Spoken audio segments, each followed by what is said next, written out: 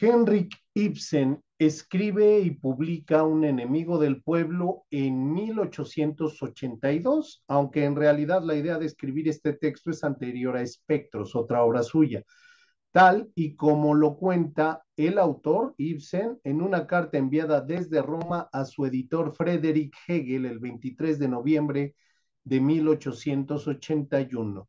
Dice Ibsen: ya estoy jugando con la idea de escribir una nueva comedia en 4 actos en la que llevo tiempo pensando, pero que dejé de lado cuando trabajaba en Espectros, dado que esta obra me absorbía y exigía todo mi interés. Más adelante, el 21 de junio de 1882, vuelve a escribirle a su editor Hegel. Dice Ibsen: ayer concluí mi nuevo trabajo dramatúrgico. Se titula Un enemigo del pueblo y consta de 5 actos. Aún no estoy seguro de denominar a mi obra una comedia o un drama, dado que tiene muchos elementos de la comedia, pero a la vez tiene un fundamento serio detrás. Bueno, ¿qué es lo que hace especial a Un enemigo del pueblo? No podríamos decir que es una de las obras que pertenece a, digamos, el canon de 10 obras principales y favoritas del público de Ibsen. No, no pertenece a esas, pero ha estado constantemente en el interés del público, de los productores, de los directores y de los actores. Para muestra un botón, a continuación voy a dar una lista de montajes que abarcan prácticamente desde que se estrenó la obra hasta este mismo año en Broadway, para que tengamos una idea de qué o cuál es el hechizo que genera esta obra en el público y por qué. Porque es una obra que, a pesar de no ser de las pertenecientes a ese canon, a ese grupo selecto de obras de Ibsen, sigue atrapando la atención. Ahora, también habríamos que agregar un asunto más referido al tópico del género.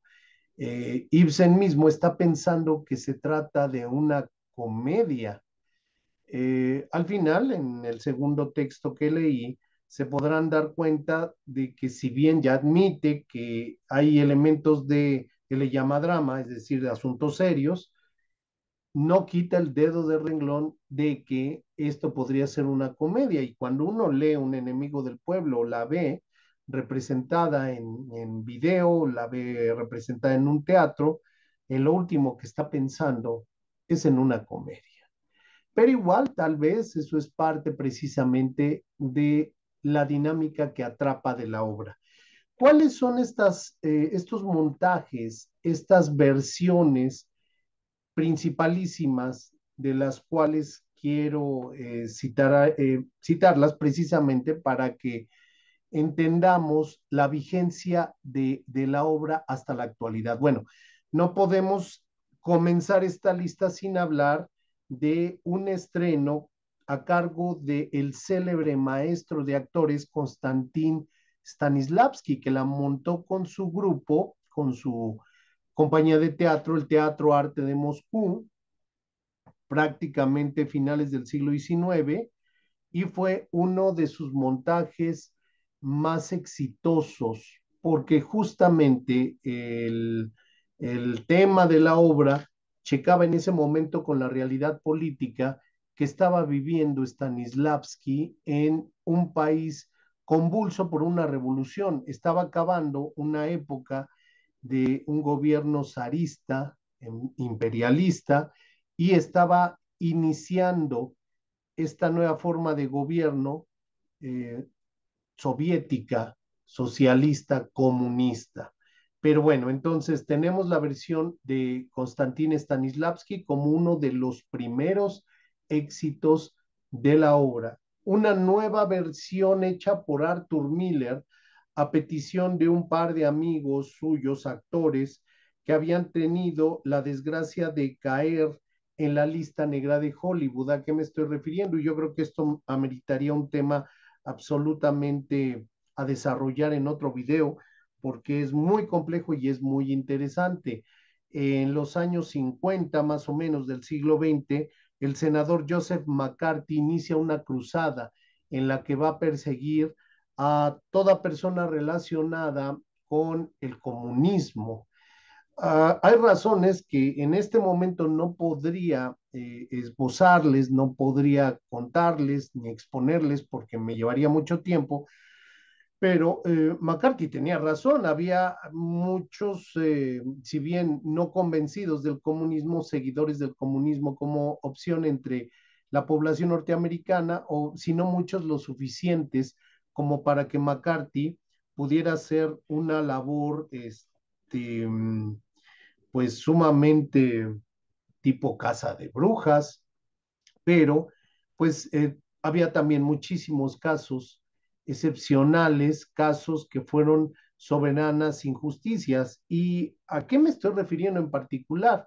Pues precisamente que una vez que eran señalados como probables comunistas o haber tenido una relación con el Partido Comunista Norteamericano, sí, existía y todavía existe un Partido Comunista Norteamericano, pues sucede que estas personalidades, quienes fueran, eran admitidos en una lista negra y esa lista negra significaba que automáticamente no podrían tener trabajo en Hollywood, en películas, en la industria cinematográfica, una industria muy poderosa dentro del contexto de las artes en Norteamérica.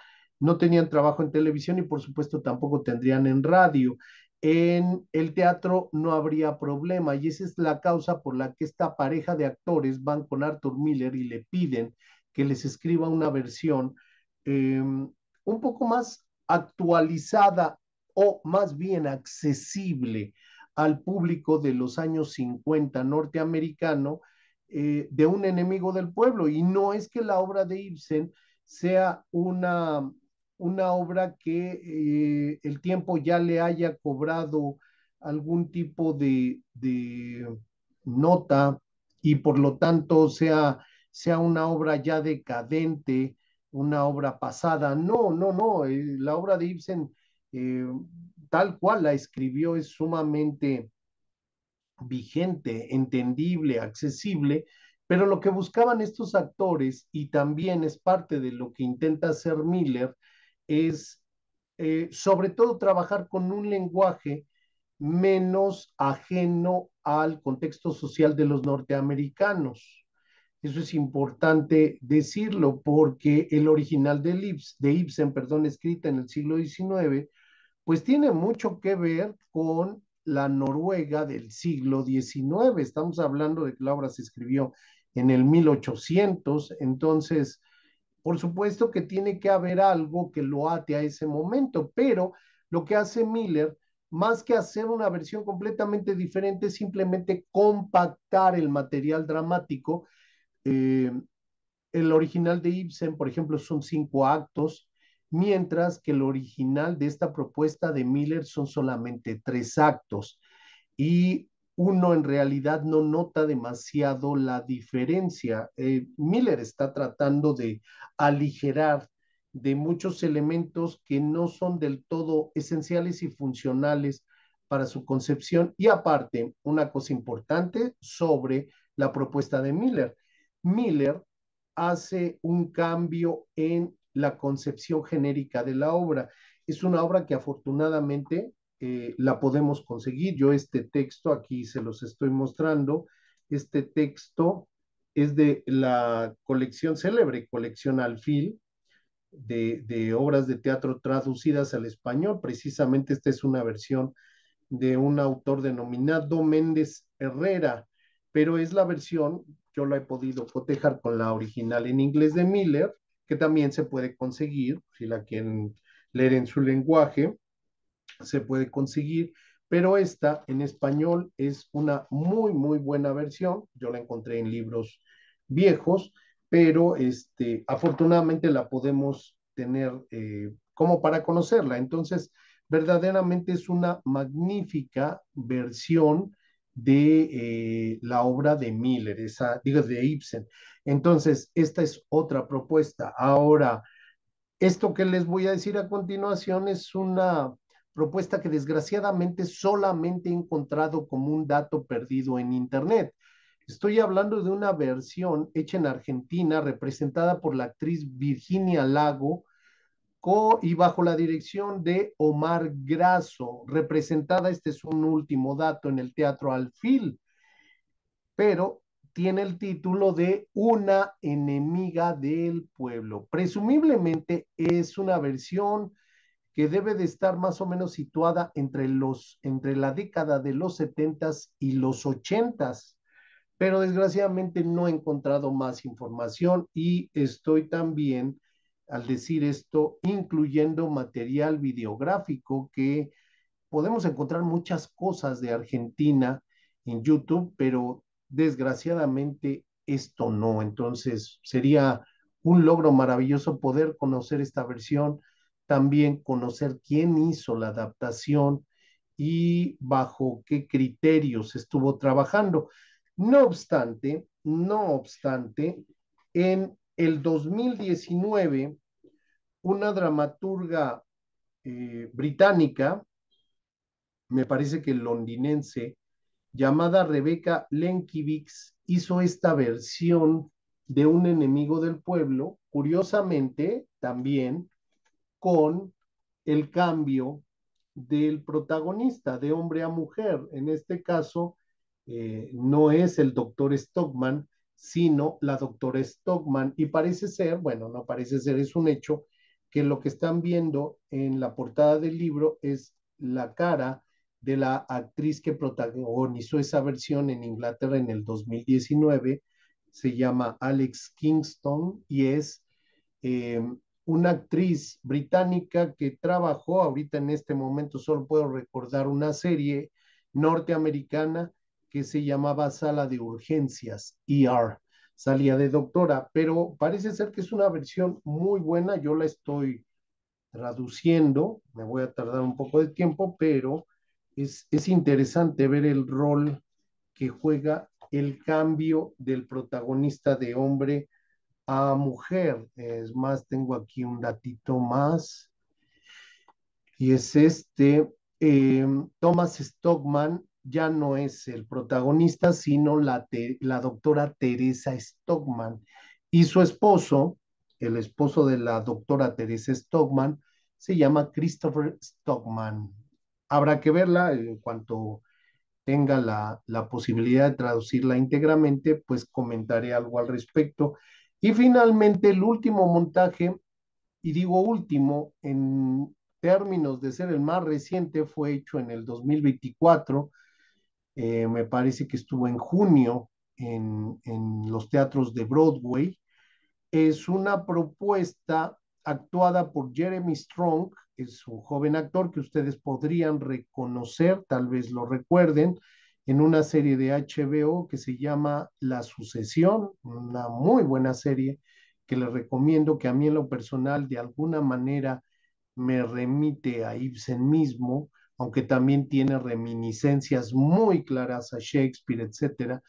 Pero bueno, lo que importa en este caso es el actor y otro actor también importante haciendo el papel de el coprotagonista de la historia, Michael Imperioli, que seguramente ustedes lo podrían reconocer como parte integral del reparto de esa serie de HBO, también muy impactante, que se llama Los Sopranos. Esta obra estuvo muy poco tiempo en cartelera por los compromisos de muchos de los actores, pero primordialmente los protagonistas, y es interesante y se me hace muy llamativo el hecho de que Broadway es una industria sumamente comercial que no deja de ofrecer una serie de productos de muy buena calidad, pero ¿cómo es posible que el Broadway comercial, a quien más relacionamos con un mundo de musicales o de obras de teatro muy actuales, pero impactantes por los temas y las historias que presentan, se hayan fijado en un enemigo del pueblo? ¿Qué es lo que atrae esta obra? Y esta es pues la más reciente. ¿Qué es lo que atrae la obra precisamente como para que sea significativo el hecho de que en Broadway se esté representando en estos momentos. Eh, Vamos a terminar el video en este momento para no saturar demasiado de información. Vamos a seguir sacando videos al respecto. Digo, no nos vamos a obsesionar con la idea de exclusivamente estar sacando videos sobre un enemigo del pueblo, pero todavía queda mucha información. Las reflexiones de este video van en función de pensar no solamente el trabajo de Ibsen en esta obra en particular, sino el saber qué es lo que un enemigo del pueblo puede tener como para que sea objeto de la atención de constantemente muchos creadores y también de un público que no los abandona, porque, por ejemplo, la temporada de Un enemigo del pueblo en Broadway con Jeremy Strong y Michael Imperioli estuvo todas sus funciones a reventar. Nunca hubo boletos. ¿Cómo lo pude saber? Pues porque uno podía comprar los boletos en internet y es obvio que no había boletos para funciones. Era una temporada muy corta de alrededor de 10 funciones por los mismos compromisos de los que les hablaba de estos actores, pero por supuesto que es interesante y también esperanzador que una obra del maestro de la calidad de Ibsen sea todavía una obra que se aprecie en pleno 2024, en una época post-COVID, en donde muchas de las esperanzas han caído, cuando esta obra tiene una temática muy referida precisamente a pues, algo muy parecido. No quiero adelantar más, pero si les está llamando la atención de lo que vamos a hablar en estos videos, por favor, les pido que me den un like y suscríbanse. A la brevedad posible, yo anunciaré el siguiente video. Muchas gracias por su atención y hasta luego.